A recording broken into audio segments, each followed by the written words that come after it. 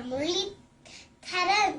நான் உங்கள் முன்னிலையில் பேச எடுத்துக்கொண்ட விடயம் எனது தாய்மொழி தமிழ். இது உலகில் உள்ள மூத்த மொழிகளில் ஒன்று. தமிழ் மொழி பேசுபவர்களை தமிழர் என்போம்.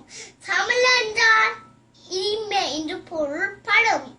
இத்தகைய இந்த இனிய பண்பாடு கலாச்சாரம் நிறைந்த தமிழ் மொழியை உலக அறிய செய்ய வேண்டியது ஒவ்வொருவனதும் கடமை.